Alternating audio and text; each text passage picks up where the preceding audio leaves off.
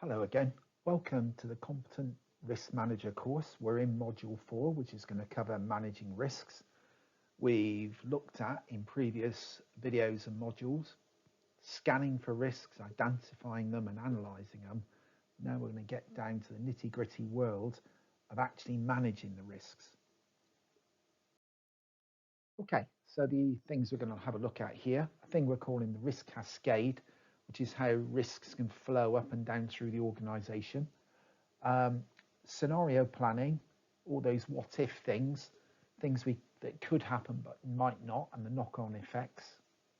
Risk management and the program lifecycle, things that are going on in that space. I want to touch on the Everest case study, which is embedded in the course. And finally, a little bit more about leadership attitudes. And as we have done in every one of the modules, we'll touch again on bias.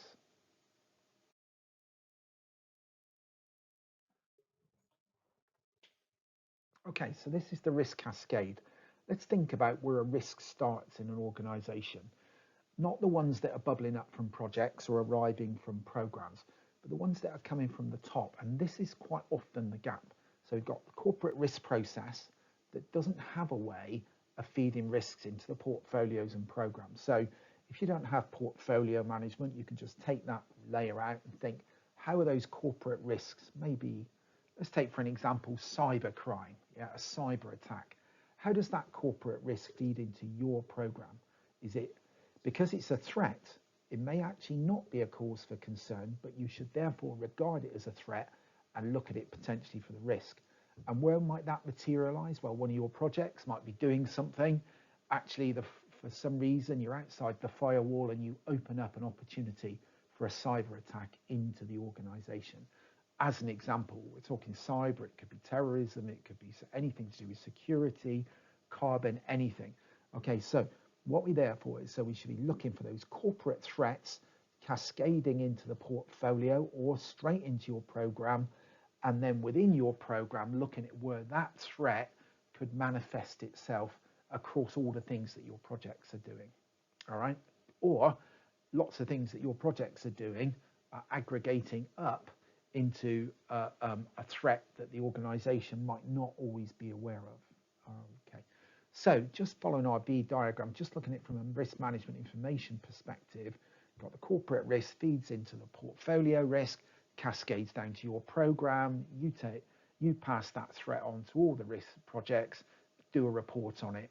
On the other side of it, the project's looking across. One or two of them may have some impact on this, so they can put together a mitigation action.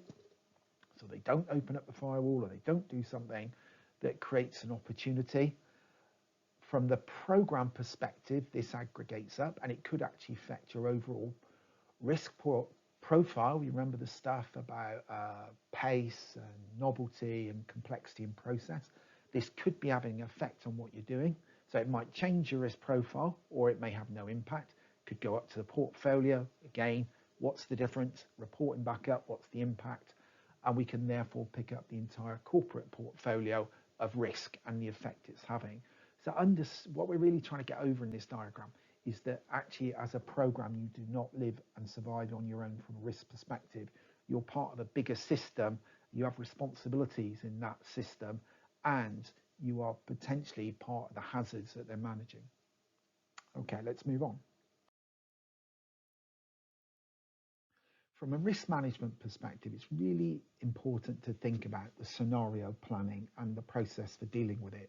Now, and this can happen at any stage of the program, anywhere during its life cycle, because during the life cycle, the scenarios that are developing will be different. So first of all, let's think about the driving forces that can create that are driving the threats and the risks. So we talked in the overall risk profiling about process complexity, technology, whatever industry you're in, novelty and pace. And the reaction to most of those is you could kind of reduce the pace, you can be less ambitious with the extent of your change, that sort of stuff.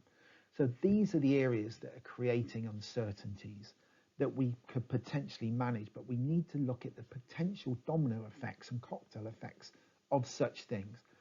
All right, and then we can look at plausible scenarios, and then from there we can work our way out of it. So if we were just to have a look at something that will be with us for a few years, I'm sure, the effects of the pandemic at the moment, if we look at some of the issues that brewed up in the UK, scenario planning had been done in 2011 and 2016.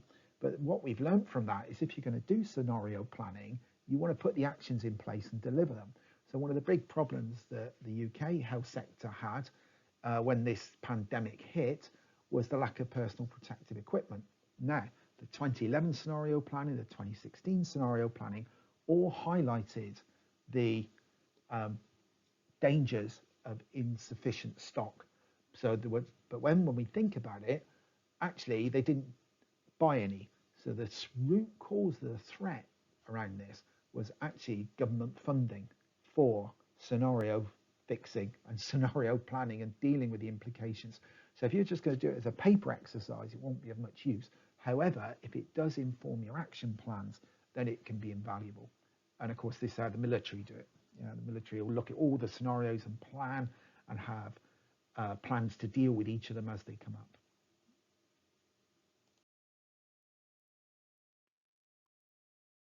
So during the program life cycle, we're going to see a change in focus. So when we look at the start, at the very concept, there's going to be a huge amount of risk because there'll be complete ambiguity about what you're trying to achieve. Well, not complete, because you'll know. It'll be very aspirational about what needs to be done. And each of the stages of the program are about removing that ambiguity and tightening things down. So during the define stage, we're looking to get a vision, starting to look at the blueprint and really focusing on what the outcomes are. As we move into the design stage, we're thinking much more about how we're going to actually deliver those things.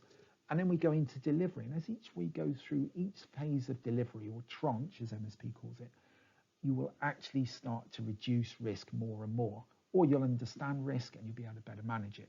Ultimately, we demonstrate our success or failure. As we come close to the end of it, our risk is around whether we delivered the benefits. Now that brings us to an idea called the cone of uncertainty.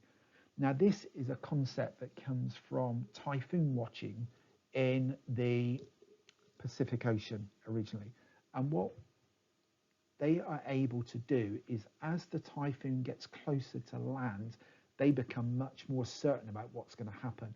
As the typhoon kind of matures, you'll become more certain. It's the same with any storm anywhere in the world, isn't it? Okay, so, but the same applies to program management. So our cone of uncertainty is narrowing as we move through the delivery cycle. So we can actually, there'll be certain risks we can discount. There are others that will really know the level of certainty over, we'll know what the cost of them is, how our program reacts to them happening.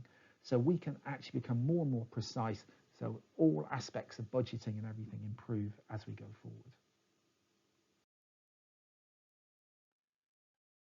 And this is a great example of the cone of uncertainty being applied to the rail industry in the UK. Now, traditionally, rail projects are hugely expensive, time consuming, and tend to overrun.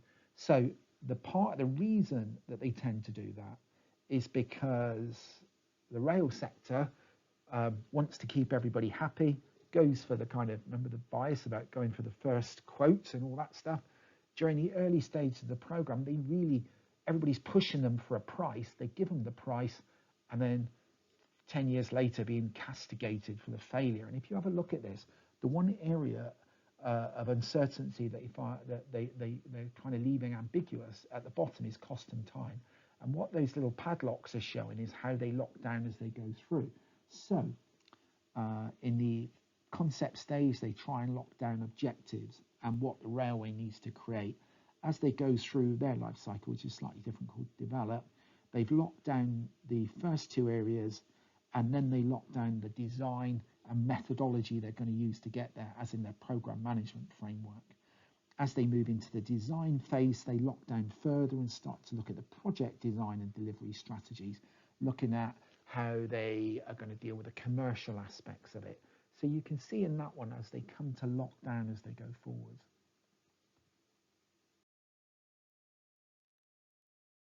As an example about how risk management can go horribly wrong, I'd just like to focus on the Everest tragedy.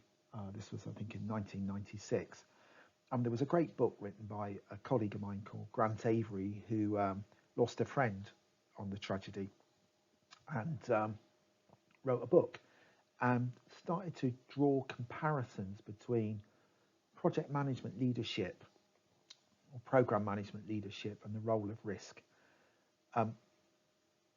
And some of the things that he focused on in this was the commoditization of skills and approaches, the fact that people can get MSP qualifications or Prince 2 qualifications and start saying that they're actually project and program managers, and forgetting that these are hugely complex things that we're trying to deliver. That when teams come under pressure and have unrealistic expectations on them, and particularly when they're in competition. Now, in the Everest situation, part of the problem was that you had lots of teams competing to climb the mountain, and they were being paid for by guests, so to speak. And there's the film Everest is fantastic. It tells the story very truly. And what happens in those pressured situations, you start to get narcissistic behaviors. People start to believe that they know better than anybody else. And of course, with Everest, huge death zone, more people killed than make it. And this started to override their judgment. And at the end of the play, we started to lose some of the things that we talked about earlier about what's your context for risk and how dangerous is it, and moving at a faster pace when you don't really know what you're trying to achieve, or you're underestimating the complexity, or you're underestimating your own lack of experience in this. So what happens then is quality decisions start to deteriorate, risk gets bigger, and well, obviously, if you're going to get lost, hopefully you won't be finished on your program, but your program can really lose its direction, lose its vision, lose what it's trying to achieve. So there's some conclusions that we want to talk about from this, and when you do the course, you'll find some more stuff just to kind of reflect on. I found this really useful. Yeah, things to watch out for in teams. Are we seeing narcissistic behaviors? Are you looking from the top down into your team, or are you looking around the team? Are people getting twitchier? Are they losing their temper more? Are people denying their own limitations? Are decisions or choices appearing that seem to be higher risk? You remember the stuff that we put into a previous module about macho leadership? Yeah, the opposite to this can of course happen, where people defer decisions. They start to lose their kind of grip on reality and think they'll do it together. Yep, so it can be for or against. Do you remember the animals, the macho elephant and the juggling seal? You start juggling faster and faster. Watch for these behaviors. Watch for groupthink and shift. Watch for sort of, as the group thinks it's right, when actually there's obvious things that are wrong. I remember sitting in on a program board because we were doing a review of this, doing an assurance review. And this board, it was quite evident. They talked about all the reasons this program was not going to reach its next major milestone in 6 weeks' time. And then at the end, they decided to go with the original plan, which was to go live in 6 weeks' time, even though as individuals, they'd all agreed they wouldn't be able to get there. But then as groupthink, they still continued with it. And actually all the other people who were in the program, the teams, the leadership were losing credibility with the team because they were saying we're going to go live when everybody knew they were 4 or 5 months away. Other things to watch out for: excessive process policing. Do you remember the little character we talked about that was the sheepdog, was focusing on control and control of data? Actually, that's not the answer in some of these things. It's about thinking bigger and relaxing and seeing the bigger picture, not about your solution to that bigger picture. Higher risk levels are actually, the risk levels are higher than they actually appear in just about every program. I've never known a program when I've reviewed them that have been overdosing on too much risk. They've always got risk, yeah, and most of them try and keep it quiet. They don't want the SRO to know. They don't want the chief exec to know the level of risk. So they try to keep it quiet.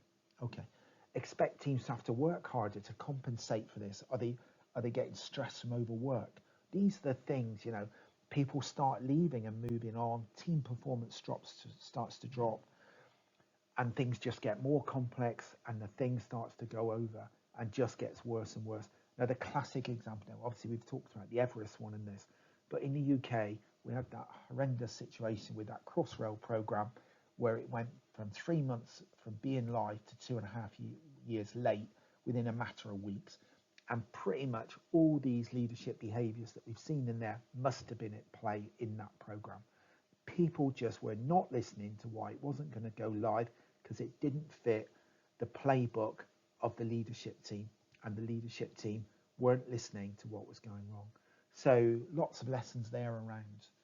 I know it's quite an extreme thing to talk about, Everest tragedy, but there's lessons for you as program managers and program leaders.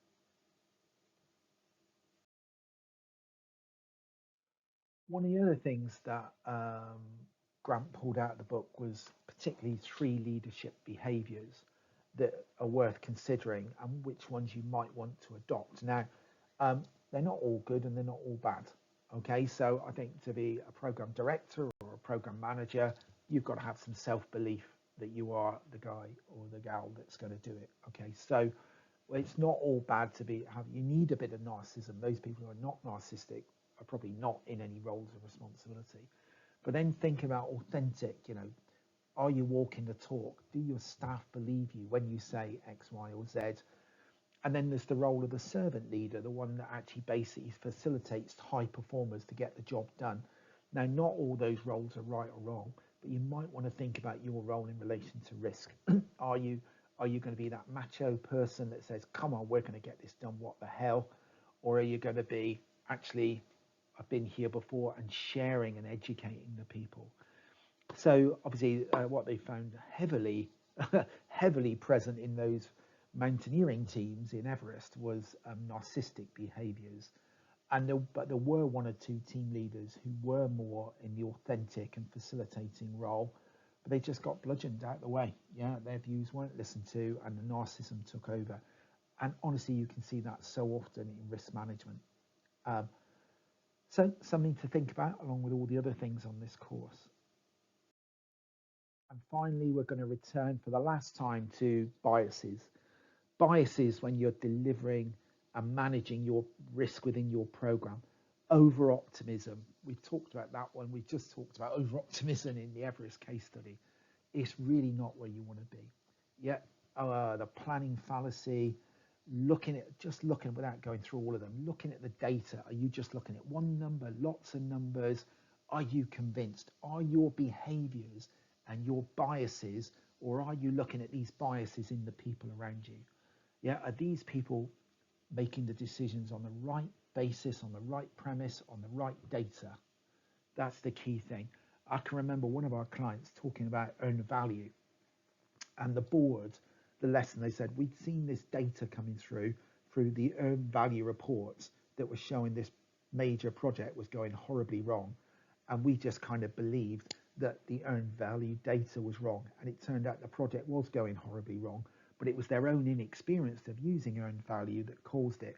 And there you had groupthink, you had optimism bias, you had things around anchoring, you had pretty much all those biases kicking in that team, where they discounted the data that was in front of them, clearly saying the project was going wrong.